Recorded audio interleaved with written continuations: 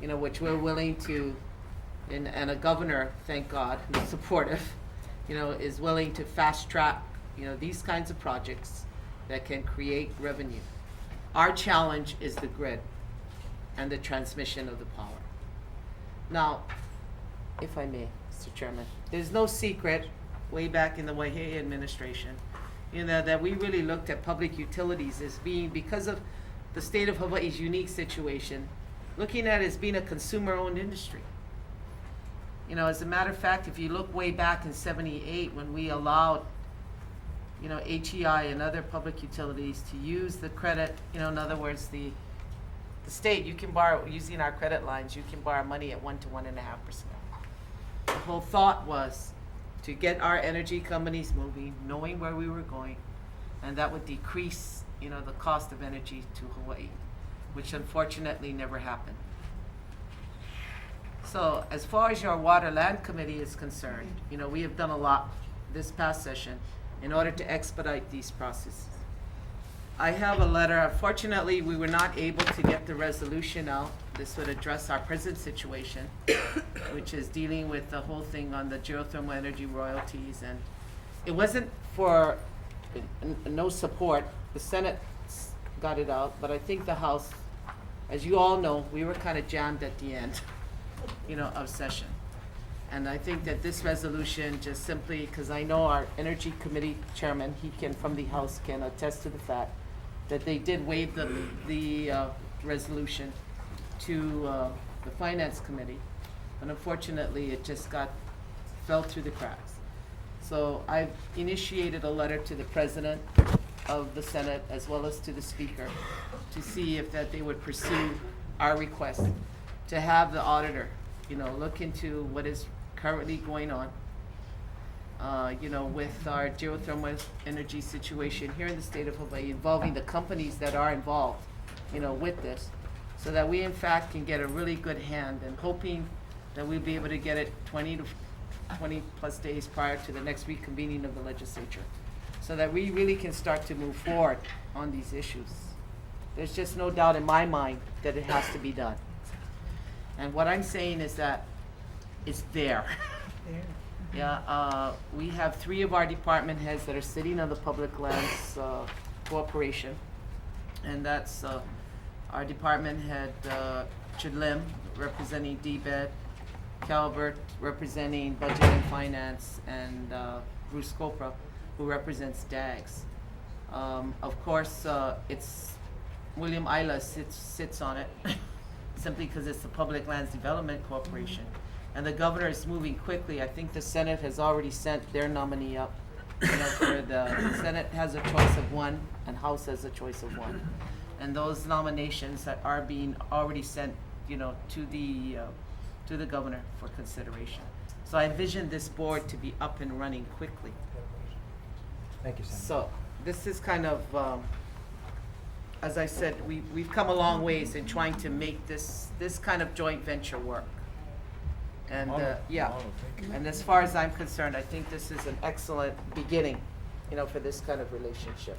Thank you, Senator. Thank you. Senator Rapoport. Thank you, Chair. Thank you, Senator. Thank you, Marlo. Is this model that's being presented to the state a replication of our cousins in Aotearoa? It is. A complete replication? Not really, because in Aotearoa and elsewhere, we work with Native peoples. We generally don't work with governments. We work with Native peoples, and that's why this model is developed to protect Native resources.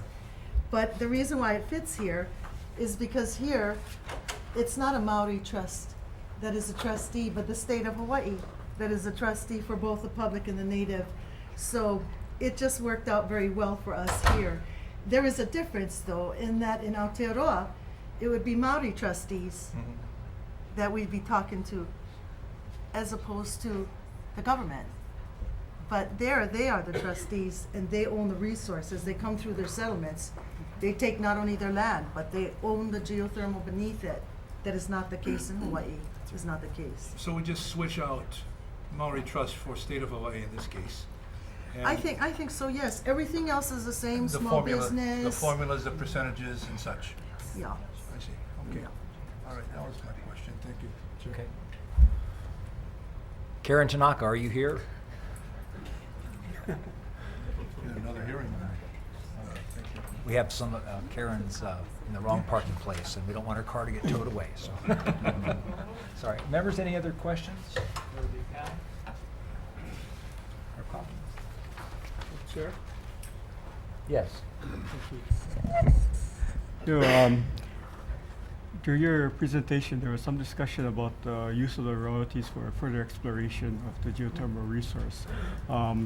Reading Senator Solomon's resolution, she indicates that Hawaii Revised Statutes 182-18 allows the Board of Land and Natural Resources to fix the payment of the royalties to the state. So just wondering, do you happen to know what that rate is, or what Yes, yes, the Hawaii statutes provide for a rate to be set from 10 to 20% of the gross. The rate has always been, from the first of the PGV developments, at 10% of the gross figure, but there is that. The Hawaii statutes provide also for the DLNR to waive royalties for a period of up to 8 years. And I believe that that was put in order to attract the science, the tech, and the investment money, because it's millions of dollars that we need to bring in. And I think the state, when they passed it, looked at that and thought, well, you're gonna have to rely on other sources to bring it in, so there is that provision as well. One of the problems that Hawaii has had, and why we have not been able to bring in others from the national or international arena to assist in exploration, is because our statute says 10% or 20% of gross, as opposed to 10% of net, which is a big, big thing. So if you're at $5 million a bore, you come in to test the feasibility of a project, put in 4 bores, it's $20 million. You find nothing, you still have to pay an additional 10% to the state. So nobody comes to Hawaii to do geothermal exploration because of that. It might be different if it were 10 to 20% of net. You would attract that in. But right now, gross is the way it is by the law. Our team has looked at it, and if gross is the way the state will go, then we will go with that 10% of gross, and we will give you another 6% of gross. But you might be able to get more assistance if in the future you would think about setting that figure as a percentage of net. Also, one thing I wanted to point out, when we go into this, everyone is abiding by the law. So the way it is now, if the state is part of this, the state still has to pay its lease rental to the state agency, and the state still has to pay its share to the royalties. That is the way the law is, and we're looking at that. We cannot change it, but you could. One other thing I had wanted to say was that when you looked at some of the maps, you could see that in many of these areas where the preliminary data shows geothermal, those areas in the circle on the maps, in all of those areas there were state lands, but in many areas there's DLNR abutting DHHL. Now, if we're going to look at working with the state, it only makes sense to put those two together collectively, instead of spending millions of dollars in year number 1 to find out what's on the state DLNR side of the border, and then a few years later spending millions again. Where you have DHHL and DLNR lands together, you should look at and assess the resource together. And I'm saying this also as a Hawaiian because DHHL is out of resources. DHHL has no more budget. The settlement money is gone. And we have thousands of our families there and thousands more on waiting lists. The HHL can't expect OHA to pick up the tab. But the HHL has lands abutting the LNR that are resource lands. So the economies of scale, I think, and our ability to save money by involving both agencies would greatly facilitate this.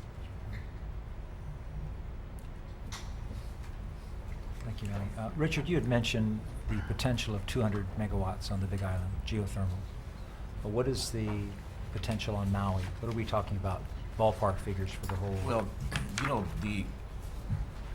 we've got it on paper and the assessment is just done from the surface, the best geology you can do. We really haven't assessed the resource the way it should be. There's a lot more there. You know, like PGV says, just on their several hundred acre site, they estimate 200 megawatts just there. So if you ask them, and you know, they're there, they kind of have a feel for it. They think there's a lot more, and your folks as well, no? Yes, I mean, the Big Island's current need for energy is at 200 megawatts. Big Island has thousands of megawatts. Big Island has the ability to provide all the energy for the entire state. The state only needs 2,000 megawatts. But Big Island has, I mean, the US Geological Service couldn't even estimate it. The Big Island has one of the finest geothermal resources in the world. The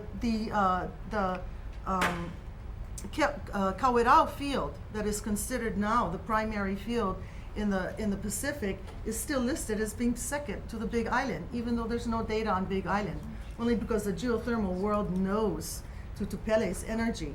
Maui is less, but you know, my sense of Maui, looking at the preliminary data, is I think that Maui has not only sufficient energy for its current needs, but sufficient in beyond that. Well, they've identified in terms of science assessments on the island of Maui that there's enough of the temperatures, because it's the temperature, the flow rate, the permeability, and the pressure that drives the geothermal numbers. And so based on the public data to date on Maui, and this is why we all want to forge now that there's a RFP coming out from HECO, it makes feasible sense for a developer to then decide if that the island has the potential that needs to make a feasible project. But based on those things that I just identified, there is enough to demonstrate that there is significant supply there. You can't compare that with Puna. Puna is Puna. Puna is the mother lode. But definitely Maui has substantial. There's low-level geothermal resources on the island of Oahu as well, in the Waianae, Nanakuli area, and also Waimanalo. Waimanalo Hawaiian homelands. But the preliminary data shows that it is, I don't want to say a poor resource, but a low-temperature resource. It may not be able to generate electricity, but low-temperature geothermal can heat all the hot water in any residential community. And hot water is used for many things, including agriculture. So the fact that you have low-level geothermal on Oahu doesn't mean that it cannot be used to benefit this island, but it may not be sufficient to generate the electricity that this island is demanding. I just wanted to find out. This is my second presentation I've been to. I've been to the UH one at, in Hilo, and I just can't figure out what the role of IDG is. Are you all volunteers and just on a consulting basis, or? No, IDG is a company. We are for-profit. We're for-profit. And when you look at the work that we have in New Zealand, you can see that we have energy development that moves and the revenue that comes in. We believe, and it is our commitment, that it is invested to facilitate the development of minerals and resources of Native peoples. That is what we're dedicated to. So we are compensated. When you bring in to a partnership people like the science teams that you have, they're coming to the table, and their value is translated into their ownership interest. When you looked at the slide, Jerry, it said that you know, we're transferring our equity. We're going to sell our equity to the state so that you can become an equity holder in that respect. So we're going in with equity. That's what we contribute. No geothermal development moves unless you have a developer to do it. The developer is bringing the investment, bringing the science, bringing the tech, finding the land. The developer is the one that orchestrates it. And that is what we do for Native peoples. So we're not volunteers at all. We're interested in making money, and this is the kind of proposal where everyone will make money. But there's no reason for private sector to develop public resources and they take $400 million. That's inappropriate. Inappropriate. But you're not developers. No, We we are are. developers. You are We developers. are developing in New Zealand. We have 2 projects under our belt. We're going on 3. And we The are first consultants project and that we owners. actually have ownership in is Yeah. the Kawa'au. We have a significant stake in a 50 megawatt plant coming online. We are one of 3 partners. Okay. Yeah. So you'll be participating in the RFP for the HECO. Yes. That is why we are here. Absolutely. But also, I wanted to tell you that, you know, in our work in New Zealand and elsewhere, we submit to the New Zealand government all of our credentials Yes. and all of our background, and the New Zealand government Office of Information Practices, which admits foreigners. Yes. We're foreign developers in New Zealand. Yes. But we have passed, and so we are certified by New Zealand government to engage in energy development in their country As a Kiwi as company. developers. Yeah. So is there going to be proposed legislation in this next session? Well, I'll give you a big hint on my last slide. Policy, we need policy assistance. I mean, only the legislature can do that. But I think we're at a time now where we need to see a strong statement that is based on the trust and fiduciary obligation of our state, and that ensures that it's going to be developed as a trust asset. The revenues coming to the state, small business going to the state, and Hawaiian Homes lessees who own this resource. I'm concerned with the deficiencies in the policy framework that we have inherited from Linda Lingo. It's very deficient to me. So we talked about public lands, Hawaiian homelands. What about the private lands? What kind of participation do you get from private landowners? My sense of that is that the priority is set by the government for the trustees, but private sector is not one that is wanting in terms of this state. We have only 2 publicly owned utilities. One was put in by Frank Fassi for waste to energy. The other one preceded it, and that was the ag, funded by federal Department of Ag. We've never seen the state come into this. When I looked at the Lingo proposal, I was very interested to see that on Molokai, single landowner, private developer, Castle and Cook named in the energy plan. Nobody else was named. So there was concern. Then went to Molokai Ranch, private landowner, controls the whole island. Then went up to Maui. There was Ulupalakua Ranch, Dillingham family, all privately owned. And in every area, there was public trust resources completely ignored. So my concern is less for the private sector and more for the small business development of private sector and the rest of the state. I think if anything, the problem we have here is that the only ones who have really been brought into the energy development picture are large private landowners with nothing going for small business proliferation, and certainly nothing coming to the state by way of revenues. Okay, thank you. Anyone else? Senator Sparrow. Thank you, Chair. Thank you for the presentation. How long have you been involved in New Zealand? In New Zealand, we've been there for 11 years. 11 years. 11 years, since 2000, at the invitation of the late Maury Queen. We started out as economic advisors, and then we became partners to the Maury Trust that we represented. And so under our belt now, in terms of geothermal, we've been there for 4 years. Well, your presentation is very interesting, very fascinating. It's definitely something we should look at. In an ideal situation, if we were able to change policy and say geothermal is the way we want to go, especially when you look at other countries and what they're doing with geothermal, how soon could you have the Big Island 100% alternative energy? Well, that's a question really for HECO because they control the grid. If HECO put out 1,000 megawatts, you're going to have developers seeking out and bidding for the projects. Well, So- as the experts in geothermal, Yes, what would your prediction be? 200 megawatts. No, how soon? I would predict.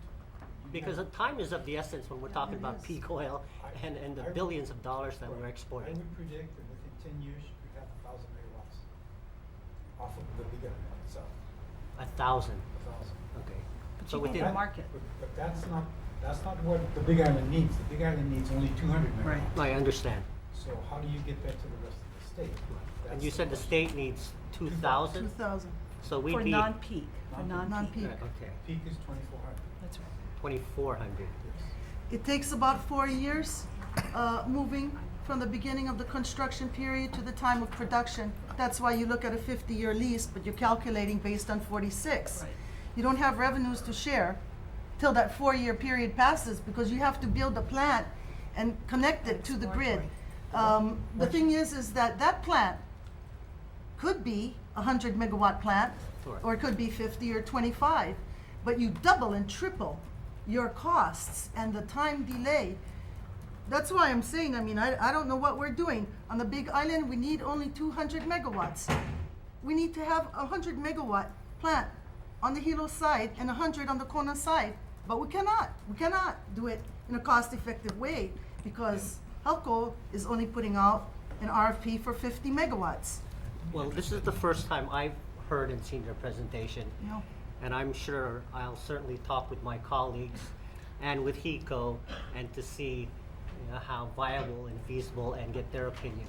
But at the bottom line, at the end of the day, in terms of the residents of Hawaii, as I said, if this is the route we want to take, you're saying maybe in 10 years we could have the Big Island 100% alternative energy, and within 30 years the state of Hawaii 100% alternative energy. Is that what you're saying? I would say, it takes around a year to build a geothermal plant. Build it. It takes time to find exploratory wells, find the resource. Right. It takes time to go through permitting Right. and EIS issues. So that's why we put in 4 years. 4 years. No, I understand, but you've got 11 years in New Zealand, so you do have a track record, and I believe it's probably a successful one. So looking at it, like I said, we want to see a plan to make Hawaii, sustainable. If we could go 100% alternative energy, and I'm saying, could this be that plan in 30 or 40 years? And you're saying yes. If we could make it happen with policy, with HECO, with all the stakeholders that would have to be involved, and push it through with political will, Hawaiian will, residential will, whatever will it takes. Will Sparrow? Okay. You would have issues getting the power from Maui to Hawaii. Okay. But other than those issues, Right. you have enough geothermal energy to produce all the power the state needs. Right. Puna and Maui. Then the issue would be the cables. Okay, exactly. Thank you. I'd like to address what you just said. I started off by saying that HECO has a fiduciary responsibility to the shareholders. Sometimes we go down the wrong road because of that issue. We're not in alignment all the time. Sometimes we're in alignment. Then sometimes, especially in a case like what I used, biofuels, we went down the wrong road. Yeah. So how do we do that? And one of my other hats is I'm chair of Kuokoa that is attempting to buy the electric utility, and that is the exact reason we're doing this, and not only to be a utility, but to go clean tech and drive the economy. Thank you. Okay, I would like to welcome Senator Glenn Mackay to the table. Senator Kidani, you have a question? Thank you, Mr. Chair. My question sort of follows along the line of Senator Sparrow. The presentation was very, very interesting. Great things for the future, but my concern is there, we talk about what you're doing in New Zealand, but here, we do our laws. We do have the procurement laws. Are the policies that you're asking us to change, including procurement laws, or is this something you expect to bid and be maybe the sole bidder? I'm not quite sure. The state, I'll just answer from my mana'o. The state has been saying for the last year, executive and legislative as well, that we need to look at different ways of approaching what we're doing by government and private partnerships. Now, when government frames the initiative and has the ability and the money to put it out there, they do so in that way. We're not really here to ask you to change procurement laws. We're here to tell you that we have a plan. We are moving on it. We're here to invite you to the table. We're not here to ask you to think about a new approach and then to put out an RFP. 2 RFPs are out. We have science team, technical, several of them trying to get in here, as well as investment capital. So we're here to invite you to the table. If it were the other way around, and if it were your initiative, you would be having to put out an RFP. But in the case of energy, you see, you do not. It is HELCO that has the power, and so we all bow to them. But we would like to approach it in a different way. Another thing I also wanted to say was geothermal is good, and it's a good source of firm power. But you have to orchestrate and bring in all the renewables too. right. Solar has its place. Right. OTEC as well. OTEC could be a great boon to Oahu and save you billions of dollars on the cable. So, you know, renewable energies all work together. It's not one for geothermal and to the exclusion of others, but we'll have to orchestrate it, especially because some of our islands don't have any geothermal. All we're saying is, as a sustainable natural resource, that, and it's the real, with a commercial proven model and proven technology, that it should be a primary, but not an exclusive. It has to work in tandem with everyone else. We just have to be diversified enough where our energy security isn't at risk. We never know what's going to happen with the volcano, so splitting it up and diversifying and being inclusive of other energy forms, we're suggesting that that's the embracement. I appreciate that. Thank you very much. Rep. Kaufman? I would like to, it's more of a comment than a question because I'm kind of preaching to the choir, but I think my colleagues, first of all, HELCO it's got an RFI for the Big Island. They're not looking for more power. I think it's more of a gesture on their part. And the problem we're into right now is that while we've put some targets and goals in our Hawaii Clean Energy Initiative and policy to meet certain goals by 2015, 2020, 2030, as Richard Haas said, HECO companies are doing what any shareholder company would do. They're off trying to satisfy that. And what they're doing is buying biodiesel outside the state. And that does not solve our problem, because our problem is we're sending our money outside the state when we have our own resources. And so I think what we've got to do in policy is we're going to have to find a way to take a look at, we've got 2 forms of what's called firm or base power that's commercially available right now, and that's geothermal and waste energy. We only have 1 waste energy plant of any size on Oahu, and we're not doing it in the other islands. And we've got to find ways of basically mandating this change. Otherwise, the model we've put in place is not going to work. So I'm going to ask for your help as we put forward some legislation this year to make this happen. Thank you, Rep. Senator Ryan? Robbie, I just had some questions. This is an alternative energy, not a cheaper source of energy, correct? It's alternative, and it is one of the cheapest forms. It's alternative, it's renewable, it's cheap. Because on our site visit to Puna this last session, we discovered that it's not cheaper as it exists now. It has not to do with costs. It's more to do with their electric contract with HECO. They didn't pass the avoided cost on, which is the savings that we're referring to as being a cheaper form of generation. Now, one of the things I liked about your presentation today, I did see it previously, I think you've improved a lot on it.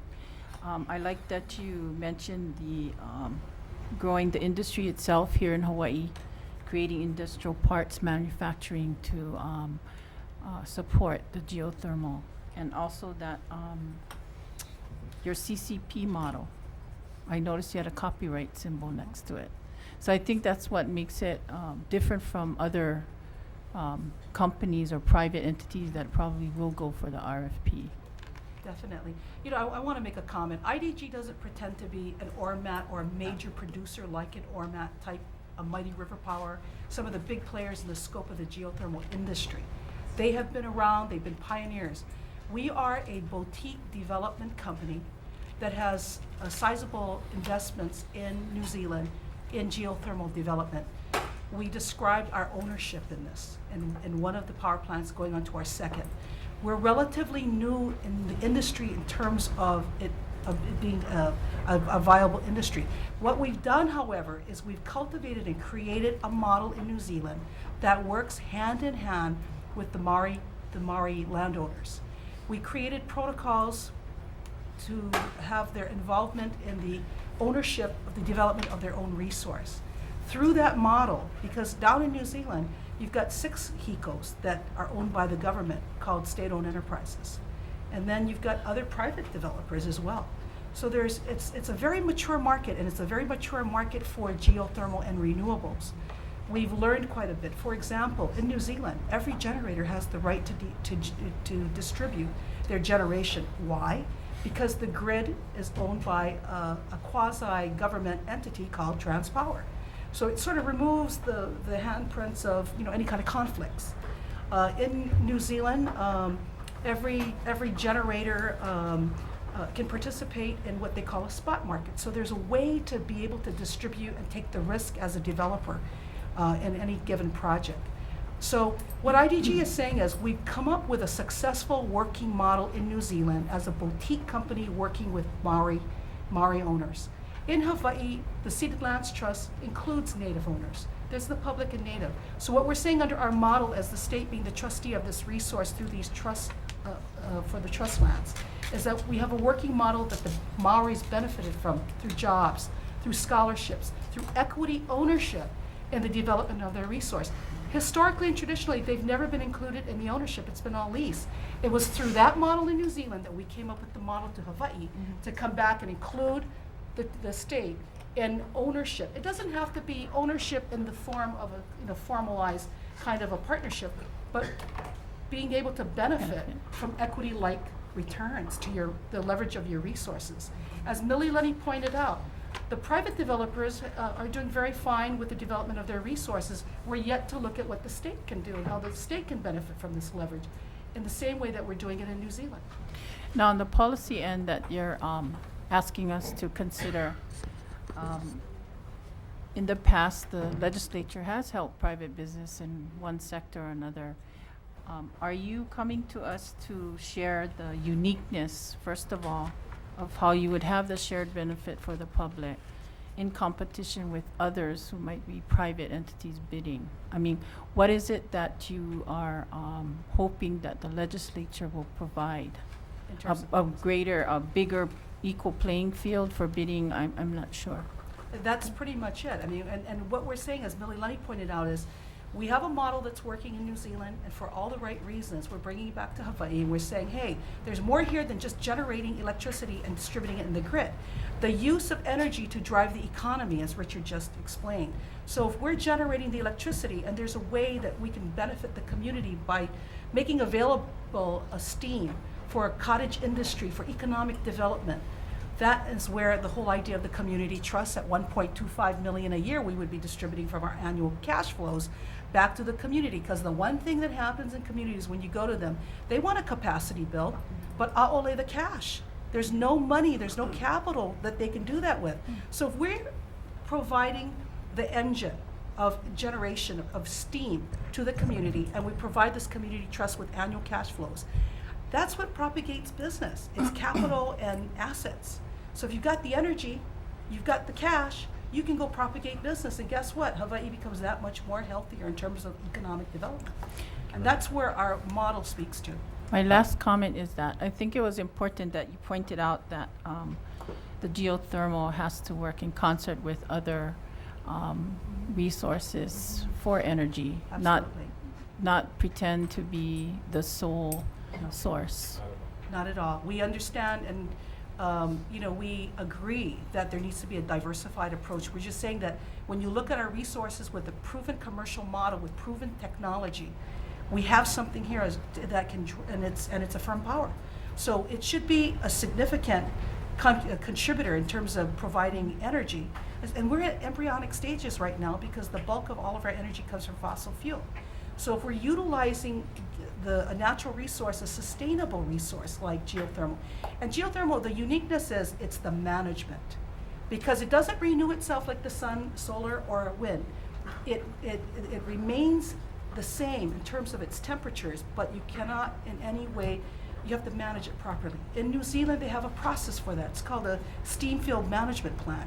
You actually go in there, and as your science uncovers what the potential of it is, you always make sure that you can only develop enough where it sustains itself. Okay, we're gonna close. Senator Wakai has a question, and I'll give a closing statement. All right. Sure. Senator.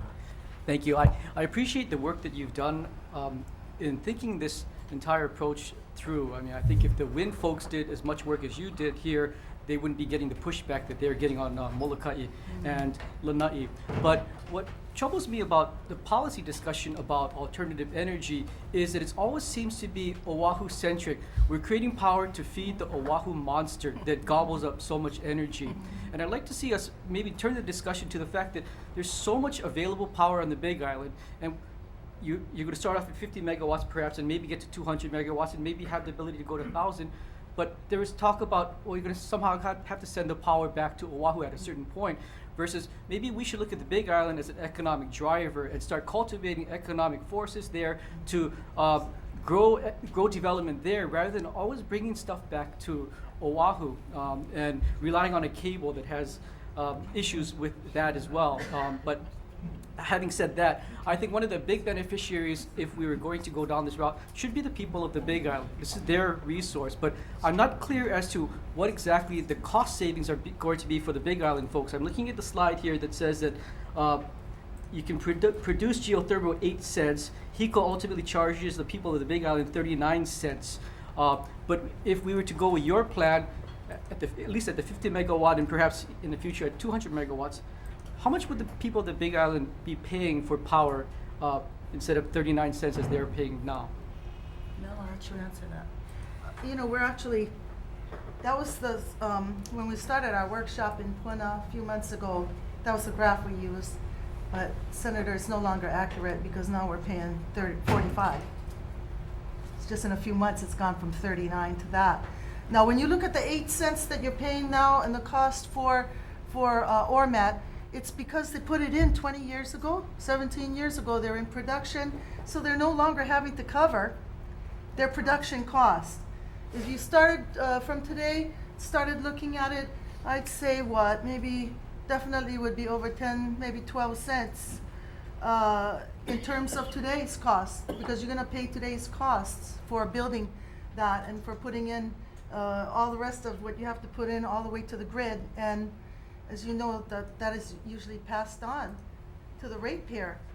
We have a number of PUC decisions that are passing on all the costs for transmission to the ratepayer. I just wanted to say that because the rates, what a producer could do in a partnership with the state, say we can bring it out at 10 or 11 cents a kilowatt hour. But if the PUC says that all costs for HELCO's grid is attached, then it will not come out, and that's why it's not coming out now. I think with a partnership, we could bring it down substantially. So when you had the presentation about the state benefit and the stakeholders benefit, that had to have been based on some type of rate payment by the residents of the Big Island. Was that Yes. based on 39 cents or on what figure? 14 cents a kilowatt hour. Oh, that's a substantial savings to the people. That's the wholesale rate. Wholesale. It's not the retail. That's the wholesale rate. The transmission company, HECO, would need to determine what they would charge for the transmission to the homes. But our They final, build the retail. so our model is based on a wholesale rate of cost and pretty much the metric that we put out on the screen today. You know, that's one of the reasons why I had added some things when we were working on the policy piece, because when the legislature speaks, all in this state are required to listen, hearken, and follow to them. So the statement of policy that you frame will guide the PUC. It will guide the Board of Land and Natural Resources. But it's hard for me to give you an honest answer. Sure, we can bring it down, but we can only do what we do. We get to the PUC stage and they say all of HELCO's costs are going to now be transferred. Well, what can we do? We cannot give you the fair price we like to give you.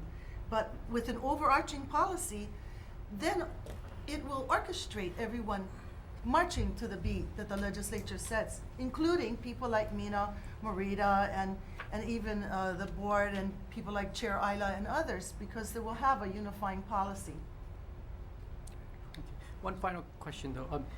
What I heard today seemed more like a business proposal than an informational briefing. So I just want to make sure I clear in my mind. You're going to be one of those who are going to bid on the RFP. So this is not to say that this is the exact game plan for the state if we're going to go geothermal, that there might be other competitors out there Yes. who might have a different approach, but ultimately we're all in this room together to look for alternative energy possibilities for. Right. Ultimately, we'd like to lease your lands and develop the state resources. We're saying that we would like to come to the state before we move towards private landowners. The private landowners, we've got several of them that have expressed an interest for us to develop their resources in this upcoming bids.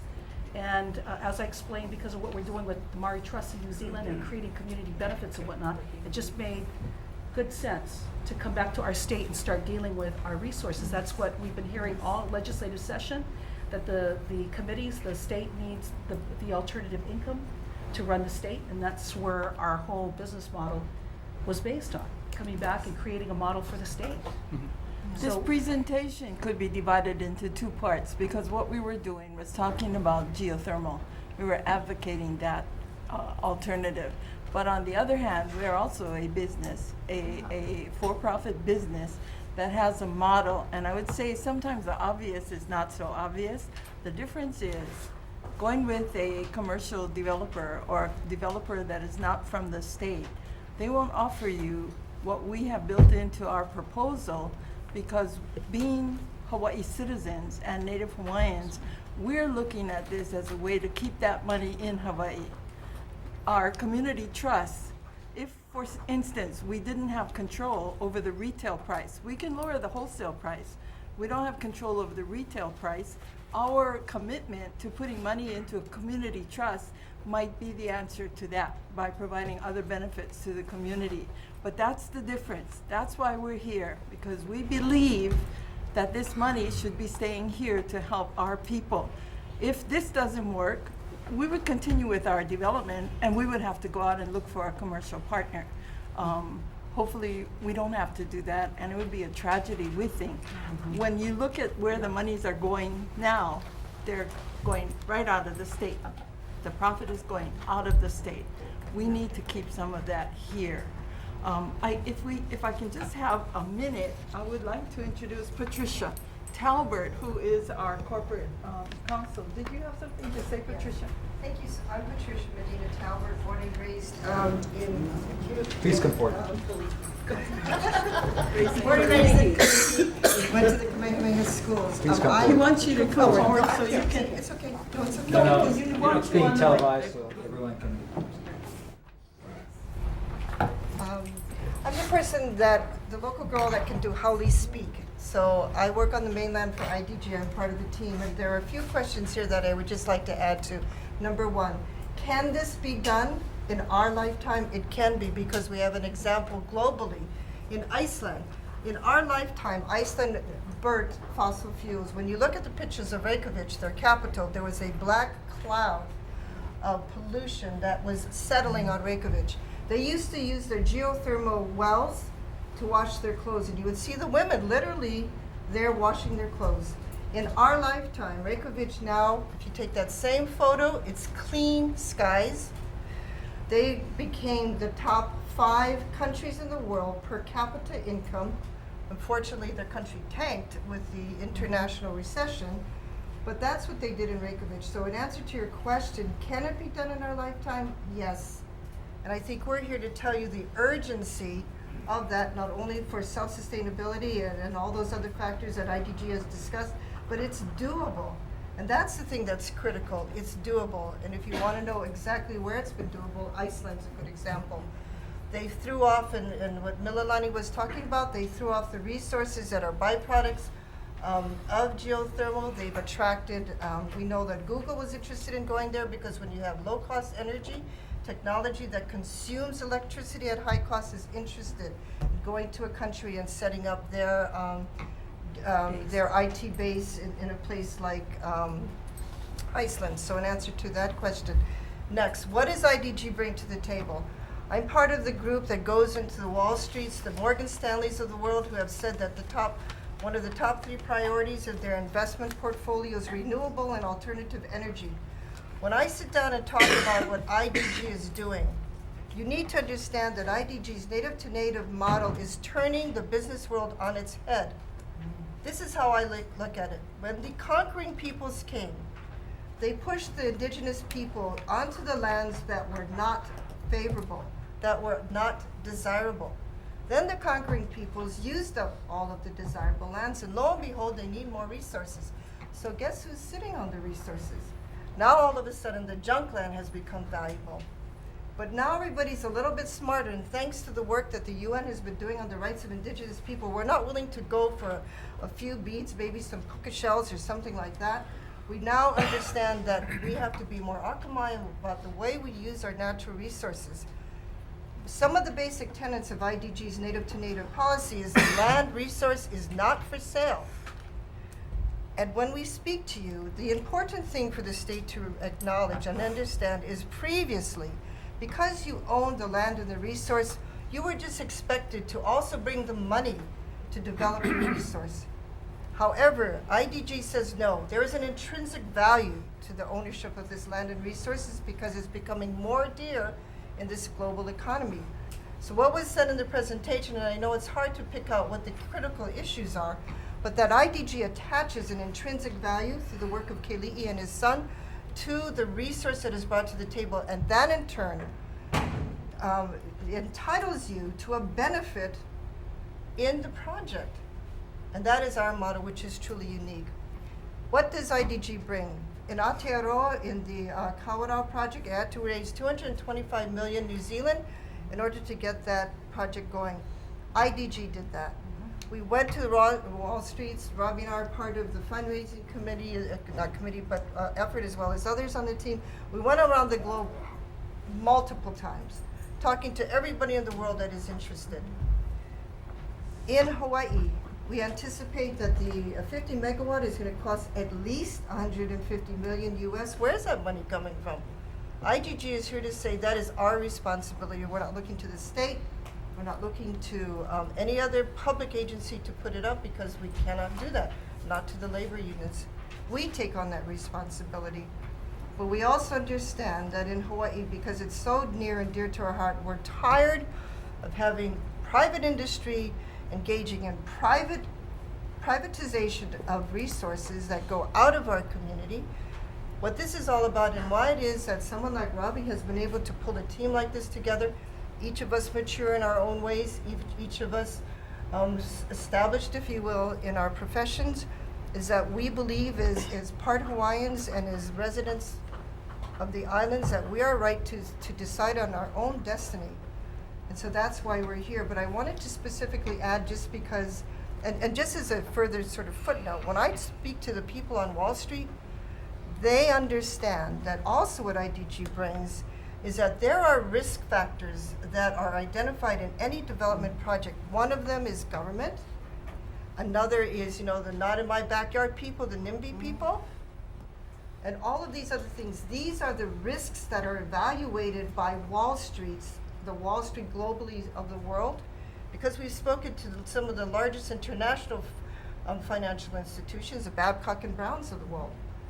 They are extremely appreciative of this model because, again, it reduces the risks that they understand that are inherent in these kind of alternative and renewable energy development, and say, okay, then this project has a higher percentage of success.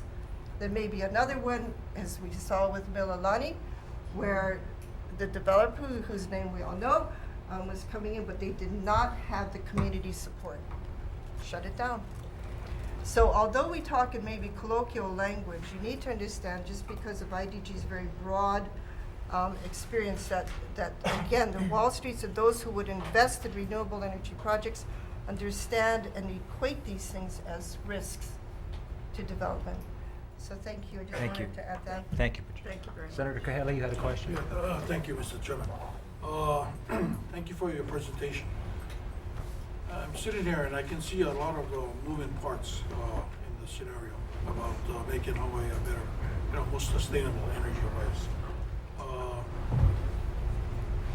I was just wondering, what's keeping you from, how soon do you see that you can put a test boring into the ground? We visited a couple of senators, Senator Solomon, myself, and others, and visited Ormat. Ormat, and Mike, if I'm wrong, you can correct me, but he did tell us at the time that Ormat could power up to 200 megawatts. But it was their business decision not to do that because they're located on a rift zone that they don't want to put all of their eggs in one basket. How about IDG? I mean, what would prevent you from doing that? The RFP. Yeah, We want to win the RFP. that was what I before we think drill. this senator was asking, and actually, I was gonna say it's actually backwards. Yeah.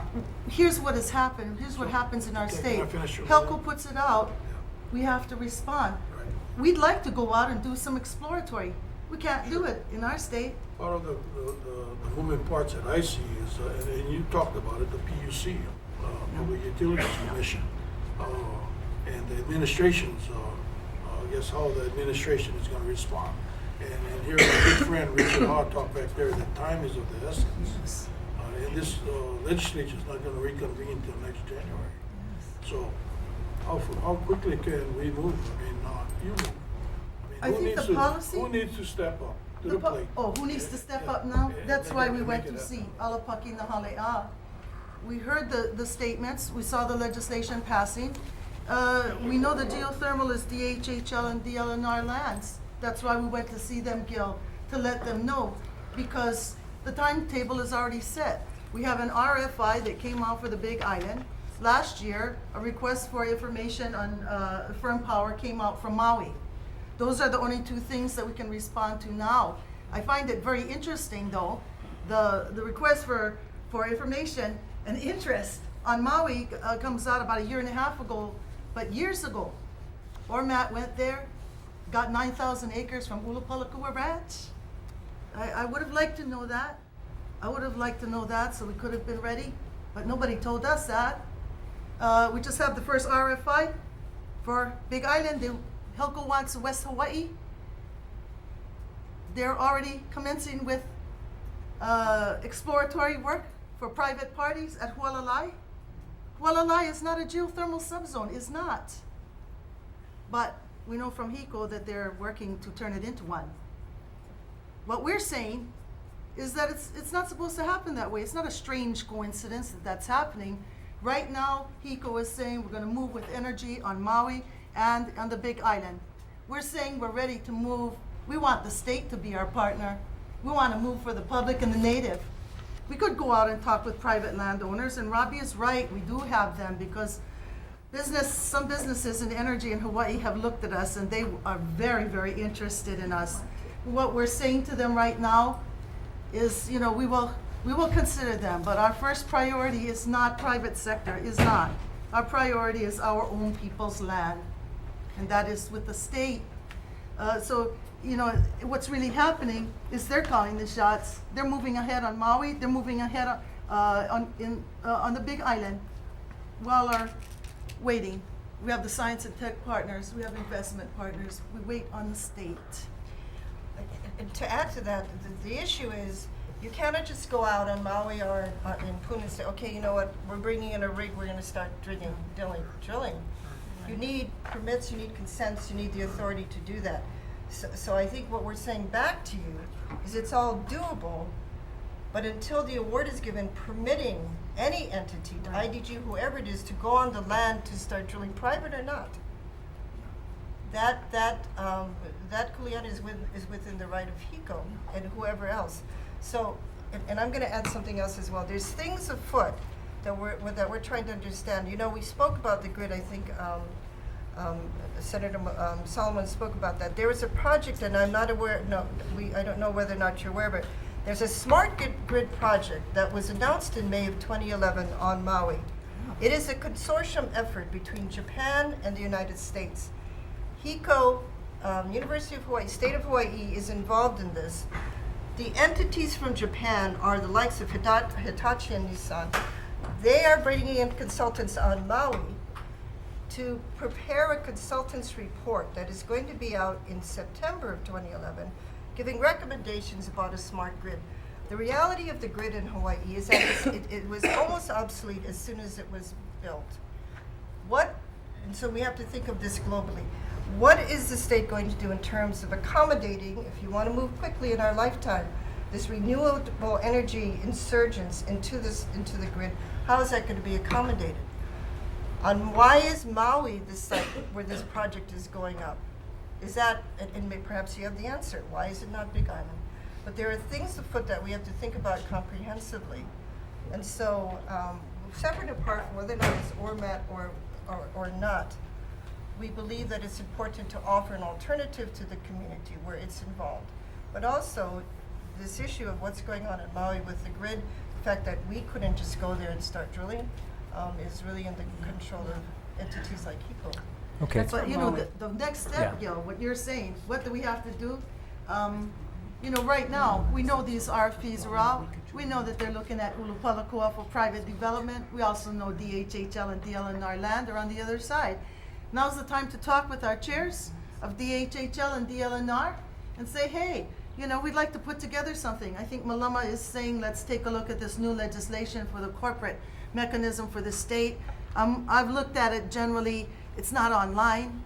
But in terms of moving forward, we've got a DLNR and a DHHL, two state agencies. We need to talk with them and look at where these RFPs are. Let's find our state land. Let's get in there and say we can do it. We have already, all of our international team. As soon as the RFIs and the RFPs came out, our whole team is working on it. But we wait. Thank you, for our Millie. partner. Ekalomai, obviously you can tell that we feel a little strongly about this. And we have kept these people here Yeah. way past our deadline. We appreciate that. I'd like to amazing. say, We are available to you if you have further questions. We'd like to Yeah. take up the discussion. We're willing. Study Act 55. Okay. SB 1555, Act 55. Study that. I want to leave you with that. Thank you, Chair. How shall we follow up with the chairs? On behalf of the, we'll be in touch with you, and we'd like to thank mahalo nui to all of you for your presentation. I would like to say that my newly purchased solar watch says that we've run out of time. Very nice. Not only that, but my newly purchased 100% electric Nissan Leaf awaits me downstairs to put me in the rush hour traffic to Kapolei. But I do want to make the statement, again, mahalo. We really appreciate it. I want to say this, close with this story, because I thought of it when Mililani was speaking, and that was shortly after I became chair of the Energy Environment Committee. I had a Hawaiian who was in my office, who was there protesting back in the early 90s. And the thing that he said to me, it's interesting how things go full circle, but he said the thing that pissed us off was that they did not sit down and talk to the community. They did not sit down. They were drilling into Madame Pelle's breast, and we found that very offensive, that they did not sit down and give us the courtesy of talking to us.